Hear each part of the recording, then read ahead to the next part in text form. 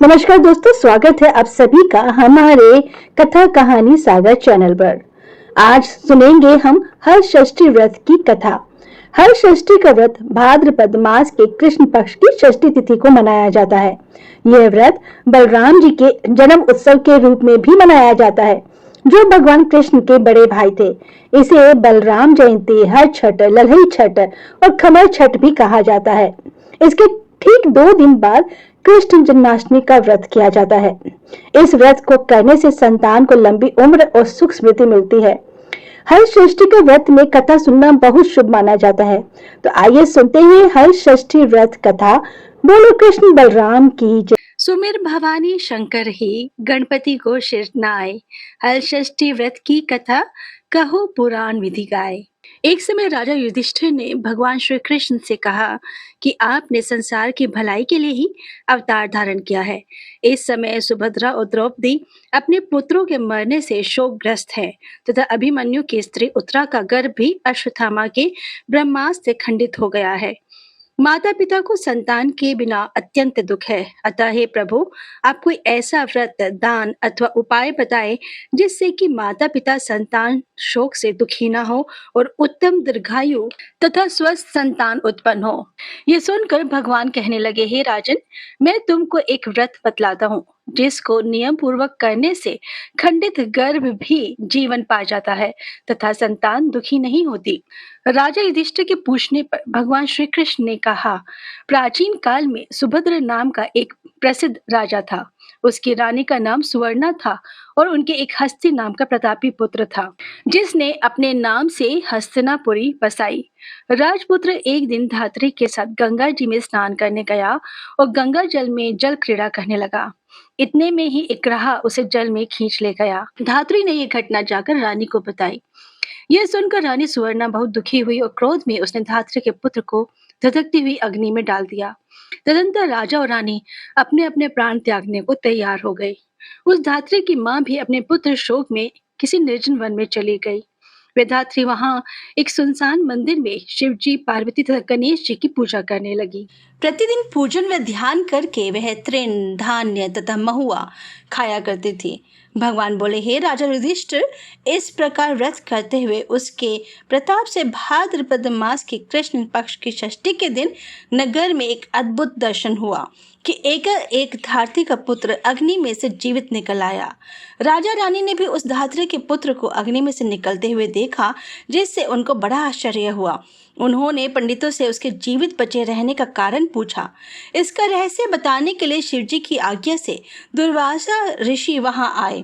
राजा ने दुर्वासा ऋषि को आया जानकर उनकी आगवानी करके अर्घ्य आदि से उनका पूजन किया तथा बारंबार नमस्कार करके धात्री के पुत्र के जीवित निकलने का कारण पूछा। दुर्वासा ऋषि ने कहा, हे राजन, उस धात्री ने वन में जाकर नियम पूर्वक अति भक्ति भाव से भगवान शिव जी का, स्वामी कार्तिकेय, पार्वती जी एवं गणेश जी का ध्यान, पूजन, स्मरण इत्यादि श्रद्धा सहित तथा नियम पूर्वक व्रत किया है। यह उस व्रत का ही प्रभाव है जिसके कारण धात्री का पुत्र जीवित ही मिल गया। अतः आप भी वहां जाकर यह धार्मिक कर्म करें। राजा और रानी ने दुर्वासा ऋषि को विदा कर दिया। तदुपरांत वे दोनों धात्री के पुत्र को साथ लेकर उस धात्री के निवास स्थान वन को गए। वहां राजा, रानी तथा धात्री पुत्र ने उस धात्री को भगवान शिव का कुश, पलाश, ढाक के नीचे अति श्रद्धा के साथ पूजन अर्चना करते हुए देखा।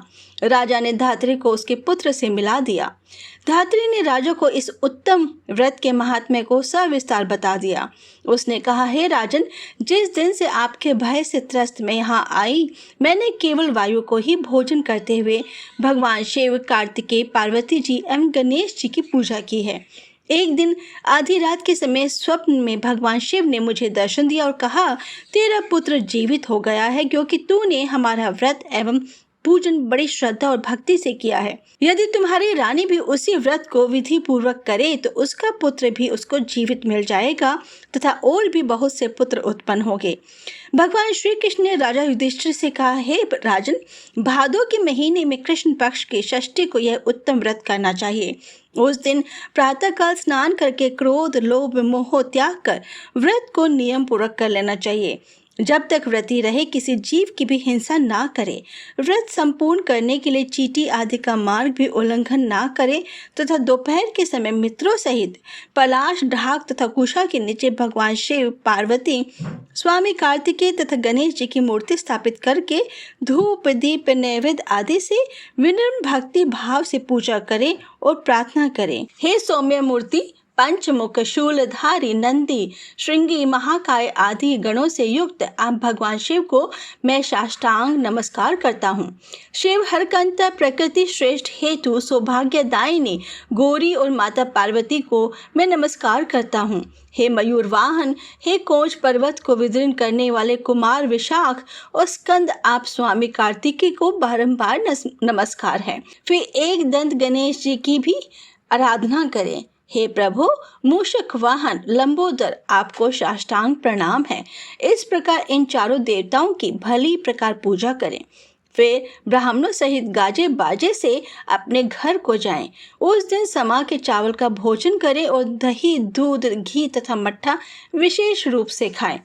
जो स्त्री पुरुष इस व्रत को विधि से करता है वह पुत्र और पौत्रवान होकर सुखी होता है।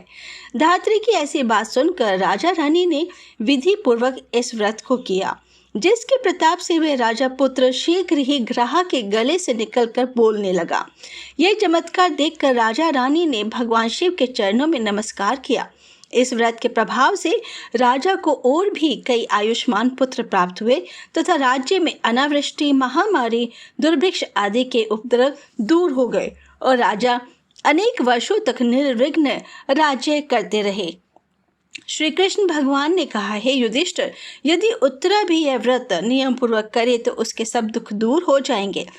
भगवान के ऐसे वचन सुनकर राजा युधिष्ठिर कृतकृत्य हो गए और अश्वत्थामा द्वारा खंडित किया हुआ उत्तरा का गर्भ इस व्रत के प्रभाव से जीवित हो गया। इस व्रत के करने से वंश स्थिर होता है। इस प्रसंग को भगवान कृष्ण ने राजा युधिष्ठिर से कहा तथा दुर्वासा ऋषि ने राजा सुभद्र से कहा, हे राजन, इस व्रत को करने के उपरांत फिर उसको शास्त्रोक्त रीति से उद्यापन करें। उद्यापन में स्वर्ण, महिषी, गो और वस्त्र ब्राह्मणों को दान में दें। सोने अथवा चांदी की मूर्ति बनाकर वेद पाठी ब्राह्मणों सहित उनका पूजन करें। दुर्वासा ऋषि ने कहा, हे राजन, विद्वान धर्मनिष्ठ राजा युधिष्ठिर ने भी इस व्रत को उत्तरा से करवाया था, जिसके प्रभाव से उसका अश्वत्थामा द्वारा खंडित किया हुआ गर्भ उदर में हिलने डुलने लगा तथा वही गर्भ राजा परीक्षित के रूप में प्रकट हुआ। जो कोई मनुष्य यह उत्तम व्रत करता है उसके सब कार्य सिद्ध होते हैं, पुत्र पौत्रों की प्राप्ति होती है तथा शिवलोक में उसकी पूजा होती है। आइए सुनते हैं हल षष्ठी व्रत की एक और कहानी। प्राचीन काल में एक ग्वालन थी जो गर्भवती थी और जिसका प्रसव काल बहुत निकट था। एक तरफ ग्वालन अपनी प्रसव पीड़ा से व्याकुल थी तो दूसरी ओर उस पीड़ा में भी उसका मन गाय भैंस का दूध बेचने की तरफ लगा हुआ था। ग्वालन सोचने लगी कि अगर मेरा प्रसव हो गया तो फिर ये गोरस बेकार ही जाएगा। इसलिए ग्वालन फटाफट उठी और सिर पर दूध दही की मटकी रखकर बेचने के लिए निकल गई। रास्ते में वे किसी छड़बेरी की ओट में चली गई और वहां उसने एक सुंदर पुत्र को जन्म दिया। बच्चे का जन्म देने के बाद भी उसका मन दूध दही आदि चीजों के बेचने में ही लगा हुआ था, तो वह बच्चे को वही कपड़े में लपेटकर छोड़कर चली गई और गांव की ओर दूध दही बेचने चल। संयोग से उस दिन भाद्रपद मास के कृष्ण पक्ष की षष्ठी तिथि यानी हल षष्ठी तिथि थी। गाय भैंस के मिश्रित दूध को उसने भैंस का दूध बताकर पूरे गांव में बेच दिया। उधर जिस झड़बेरी के नीचे उसने बच्चे को छोड़ा था उसके पास ही एक किसान खेत में हल चला रहा था। अचानक से किसान की बैल भड़क गए और हल का फल बच्चे के शरीर में घुस गया, जिससे बच्चा मर गया। मरे हुए बच्चे को देखकर किसान बहुत दुखी हुआ और उसने हिम्मत से काम लेकर उसी छड़बेरी के कांटों से ही बच्चे को टांके लगा दिए और वो वहीं छोड़कर चला गया। जब ग्वालन सारा दूध दही बेचकर अपने बच्चे के पास आई तो बच्चे को मरा हुआ देखा। बच्चे को इस अवस्था में देखकर वह समझ गई यह सब उसके ही पाप की सजा है। मन ही मन अपने आप को कोसने लगी कि अगर असत्य बोलकर दूध न बेचा होता और गांव की महिलाओं का धर्म नष्ट न किया होता तो मेरे बच्चे की यह दशा न होती। उसने गांव वालों को सारी सच्चाई बताकर प्रायश्चित करने के बारे में विचार किया। ग्वालिन तुरंत उठी और गांव की महिलाओं को सारी बात बताकर माफी मांगने लगी और अपने इस कर्म के बारे में, दंड के बारे में सोचने लगी। गांव की महिलाओं को ग्वालिन पर रहम आ गया और उस पर रहम खाकर क्षमा कर दिया और आशीर्वाद दिया। जब ग्वालिन गांव से निकलकर अब वापस अपने बच्चे के पास पहुंची तो उसका बच्चा जीवित हो गया था। उसने ईश्वर का बहुत धन्यवाद कहा और आगे से फिर झूठ न बोलने का प्रण लिया। आइए अब सुनते हैं छठी देवी की कथा। भक्तों, हर षष्ठी का व्रत बिना छठी देवी की कथा के अधूरा माना जाता है। आइए अब सुनते हैं छठी की देवी की कथा। षष्ठी माँ यानी छठ माता बच्चों की रक्षा करने वाली देवी है। इस व्रत को करने से संतान को लंबी आयु का वरदान मिलता है। शिशु के जन्म के 6 दिनों बाद इन्हीं देवी की पूजा की जाती है। इनकी प्रार्थना से बच्चों को स्वास्थ्य, सफलता और दीर्घायु होने का आशीर्वाद मिलता है। बोलो छठ माता की जय। एक समय की बात है, एक छोटे से गांव में रामदास और उसकी पत्नी सुशीला रहते थे। वे बहुत ही मेहनती थे लेकिन थोड़े घमंडी भी थे। भगवान की कृपा से एक दिन सुशीला को पता चला कि वो गर्भवती हुई है और 9 महीने बाद उसने एक प्यारे बेटे को जन्म दिया। घर में जैसे दीपावली उतर आई हो, हर कोई बधाई देने आ रहा था। उस गांव में एक परंपरा थी। जन्म के 6 दिन रात को छठी माता आती थी और नवजात की किस्मत लिखकर चली जाती थी। पड़ोस की बुजुर्ग चाची ने रामदास से कहा, बेटा छठी की पूजा अच्छे से करना, माता आती है तो बच्चे का भाग्य संवार देती है। पर रामदास हंसते हुए बोला, अरे चाची, यह सब तो अंधविश्वास है, कौन सी देवी आएंगी। सुशीला भी बोली, हम पढ़े लिखे लोग हैं, ये सब कहानियां बूढ़ों के लिए है। छठी की रात आई। गांव में हर जगह दीप जल रहे थे, मंत्रों की आवाज गूंज रही थी। हर घर से कीर्तन की आवाज आ रही थी। पर रामदास के घर अंधेरा था, कोई पूजा नहीं हुई। अचानक आधी रात को कमरे में तेज प्रकाश फैला।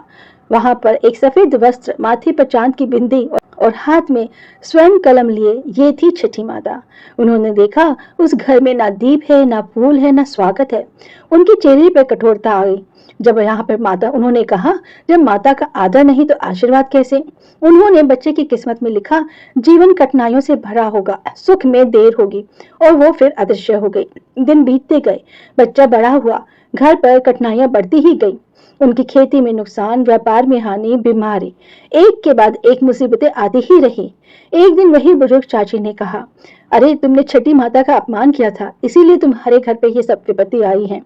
रामदास और सुशीला को अपनी गलती का एहसास हुआ। अगले साल छठी माता का दिन आया। रामदास और सुशीला ने मन से माता की पूजा की, दीप जलाए, भोग लगाया और हाथ जोड़कर बोले, हे माता, हमें क्षमा करो, हमारे बच्चे पे कृपा करो। उसी दिन मध्य रात्रि को फिर प्रकाश फैला।